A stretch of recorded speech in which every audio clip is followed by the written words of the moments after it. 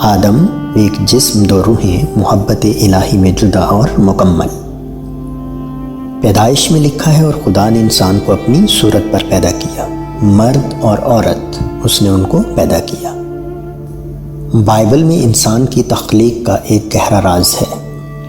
پہلا انسان یعنی آدم صرف مرد نہ تھا بلکہ ایک ایسی جامع ہستی تھی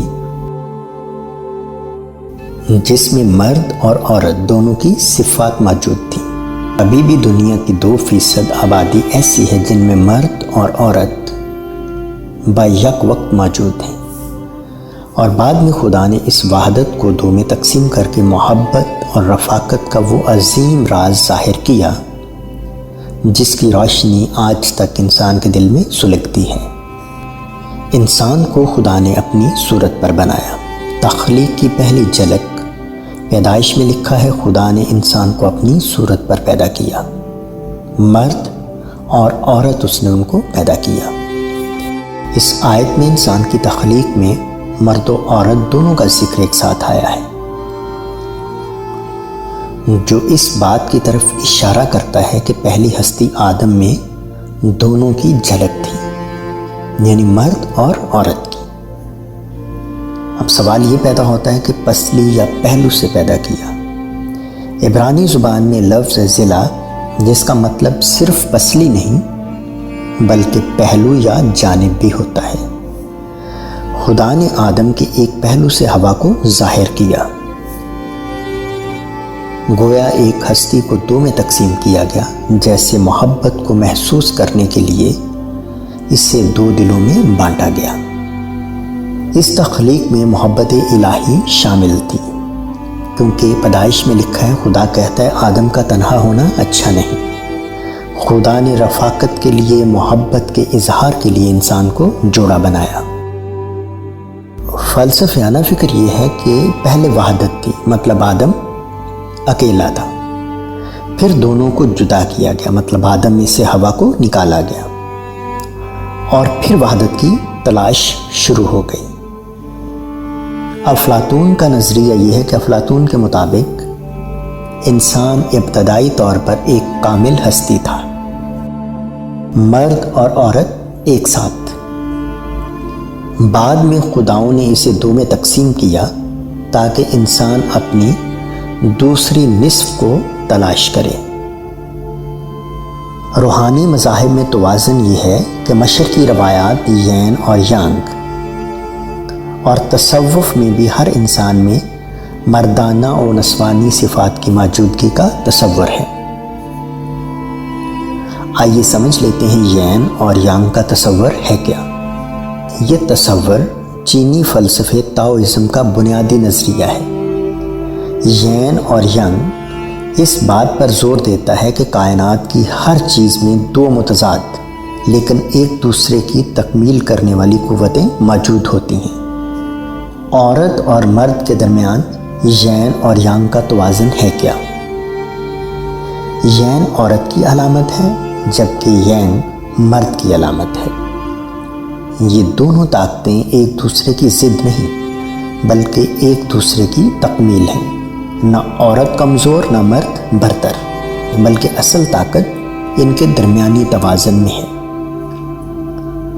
یین عورت، اس کی فطرت ہے نرمی، سکون، جذبات، احساس اور برداشت۔ اس کی علامتیں ہیں جیسے کہ چاند، رات، سردی اور گہرائی۔ اس کا کردار ہے ماں کا، محافظ کا اور محبت دینے والی کا۔ اس کی طاقت ہے اندرونی طاقت، محبت کی طاقت اور قربانی کی طاقت۔ ینگ مرد کے لیے ہے، اس کی فطرت ہے حرکت، قیادت، منطق اور تحفظ دینا۔ اس کی علامتیں ہیں سورج، دن، گرمی اور روشنی۔ کردار اس کا ہے محافظ، رہنما اور کمانڈر کا۔ اس کی طاقت ہے بیرونی طاقت، عمل کی طاقت اور حفاظت کی طاقت۔ یین کی علامتیں عورت سے وابستہ ہیں جیسے کہ رات، چاند، سردی، سکون، ساکنیت، پانی، وجدان، یعنی کہ عورت کی اندرونی توانائی نرمی ہے۔ یین جو ہے یانگ کے دائرے کا سیاہ حصہ ہے۔ یانگ کی خصوصیات اور علامتیں یہ ہیں کہ رنگ سفید، عنصر سورج اور آگ، قدرتی پہلو ہے دن، روشنی اور گرمی، جنس ہے مردانہ توانائی، خصلت اس کی ہے مثبت، گرم، بلند اور باہر کی طرف سرگرم۔ تائے چیٹو ایک مشہور دائرہ ہے جس میں سیاہ اور سفید لہریں اور نقطے ہوتے ہیں۔ ہر پہلو میں دوسرے کا بیج یعنی کہ نقطہ موجود ہوتا ہے۔ سیاہ حصہ یین یعنی عورت اور سفید حصہ یانگ یعنی مرد کہلاتا ہے، یعنی سیاہ حصہ سفید حصے کے اندر ہوتا ہے، ایسے جیسے مرد نے عورت کو اپنے حصار میں لیا ہوا ہو۔ یانگ کا حصہ ہمیشہ یین کے ساتھ جڑا ہوتا ہے اور دونوں مل کر توازن پیدا کرتے ہیں۔ اس علامت میں سفید حصے کے اندر ایک چھوٹا سا کالا نقطہ بھی ہوتا ہے جو ظاہر کرتا ہے کہ ہر قوت میں اس کی ضد کا بیج بھی موجود ہوتا ہے جو توازن کے لیے ضروری ہے۔ یین یا یانگ میں سے کسی ایک کی زیادتی عدم توازن پیدا کرتی ہے۔ زندگی میں اطلاق کیسے ہوتا ہے؟ صحت میں روایتی چینی طب میں جسم میں یین اور یانگ کے توازن کو برقرار رکھا جاتا ہے۔ قدرت میں کیسے؟ رات دن میں بدلتی ہے، سردی گرمی میں، اور ہر چیز ایک دائرے میں گھومتی ہے۔ شخصیت میں کیسے؟ متوازن انسان وہ ہے جو جذبات یعنی کہ یین اور عقل یعنی کہ یانگ دونوں کو سمجھتا ہے۔ یین اور یانگ کا فلسفہ یہ سکھاتا ہے کہ ہر چیز میں تضاد اور ہم آہنگی کا امتزاج ہوتا ہے، اور حقیقی سکون توازن سے حاصل ہوتا ہے، غلبے سے نہیں۔ مرد اور عورت ایک دوسرے کی ضرورت کیوں ہے؟ مرد اور عورت صرف جسم ہی کی ضرورت نہیں ہے۔ عورت جذبات لاتی ہے، مرد حفاظت کرتا ہے۔ عورت سکون دیتی ہے، مرد سہارا دیتا ہے۔ عورت نرم دل ہے، مرد مضبوط بازو ہے۔ دونوں الگ الگ ہوتے ہوئے بھی ایک مکمل تصویر بناتے ہیں۔ اصل خوبصورتی توازن ہی ہے، نہ عورت کو کمتر سمجھا جائے نہ مرد کو برتر۔ مرد اور عورت ایک دوسرے کے بغیر نامکمل ہیں، اور ان کے درمیان توازن اور عزت ہی حقیقی کامیابی کا راستہ ہے۔ سائنسی اشارے کیا ہیں؟ جسم، جنس اور حقیقت۔ جینیاتی ارتقاء یہ ہے کہ ہر بچہ رحم مادر میں ایک جیسے جینیاتی خاکے کے ساتھ بنتا ہے، بعد میں مخصوص ہارمونل تبدیلیوں سے جنس طے ہوتی ہے، یعنی بنیادی ساخت مشترک ہے۔ انٹرسیکس کیا ہے؟ مطلب فطرت کا راز، یعنی ان میں دونوں صنفی صفات موجود ہوتی ہیں۔ یہ ظاہر کرتا ہے کہ انسان میں دونوں پہلو قدرتی طور پر پنہاں ہو سکتے ہیں، مطلب مرد اور عورت، یین اور یانگ۔ الہی عشق یہ ہے کہ محبت میں تقسیم تکمیل کے لیے ہے۔ خدا کی صورت، رشتہ، محبت، یگانگت۔ خدا کی صورت جسمانی نہیں بلکہ روحانی اور صاف ہیں۔ محبت، قربت، اتحاد اور شعور، دو نہیں بلکہ مکمل۔ آدم اور حوا فرق نہیں، ایک دوسرے کی تکمیل ہے۔ پیدائش میں لکھا ہے اور وہ دونوں ایک جسم بن جائیں گے، ایک مکمل وحدت، دو میں ظاہری مگر روح میں ایک۔ محبت کے ساتھ پوشیدہ راز کیا ہے؟ محبت کی وحدت سے رب کی طرف واپسی ممکن ہے۔ پہلا راز جامع تخلیق۔ آدم ایک مکمل ہستی تھے جن میں مرد کی قوت، عورت کی لطافت اور خدا کی روحانی چمک یکجا تھی۔ دوسرا راز، ہوا آدم کے دل کے قریب سے نکلی کہ وہ سر پر حاوی نہ ہو، نہ پاؤں کے نیچے سے نکلی بلکہ دل کے برابر محبت کی علامت ہو۔ تیسرا راز، محبت گناہ نہیں۔ محبت گناہ نہیں، اپنی نصف روح کی کشش کی شناخت ہے۔ یہ کشش، یہ تڑپ روحانی شناخت ہے۔ پیدائش میں لکھا ہے یہ میری ہڈیوں میں سے ہڈی، میرے گوشت میں سے گوشت ہے، اس لیے ناری کہلائے گی۔ چوتھا راز، محبت کھوئی روح کی تلاش کا سفر ہے۔ ہر انسان اپنی دوسری نصف کی تلاش میں ہے۔ یہ جذبات نہیں بلکہ الہی نقشہ ہے۔ پانچواں راز محبت تثلیث ہے۔ مرد دینے والا، عورت قبول کرنے والی، خدا محبت کا سرچشمہ، یہ تینوں مل کر ایک الہی دائرہ بناتے ہیں، مقدس تثلیث۔ چھٹا راز محبت خدا کی طرف واپسی ہے۔ جب محبت پاک ہوتی ہے تو انسان کی روح خدا کی طرف رجوع کرتی ہے۔ ہوا آدم کے لیے صرف ساتھی نہیں بلکہ یاد الہی تھی۔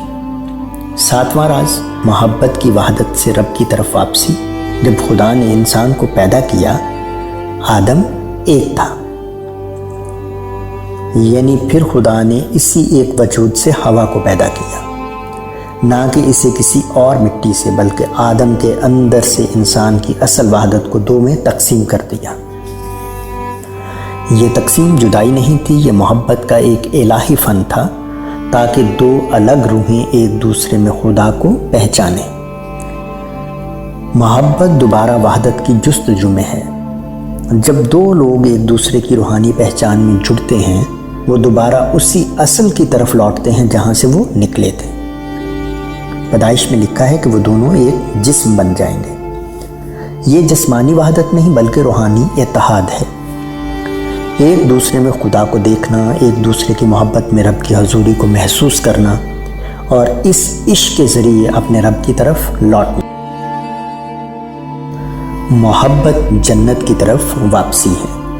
آدم اور حوا جنت میں تھے، وہ ایک تھے، مکمل تھے، الہی نور کے ساتھ تھے، مگر جب آدم میں سے حوا کو الگ کیا گیا، ان کی الہی پہچان دھندلا گئی، وہ جنت سے نکالے گئے۔ لیکن ہر خالص محبت جنت کی طرف ایک روحانی سیڑھی ہے۔ ہر سچا رشتہ انسان کو اس وحدت کی طرف واپس لے جاتا ہے جہاں نہ انا ہے نہ تقسیم، صرف عشق ہے۔ تکمیل محبت خدا کی طرف پلٹنے کا عمل ہے۔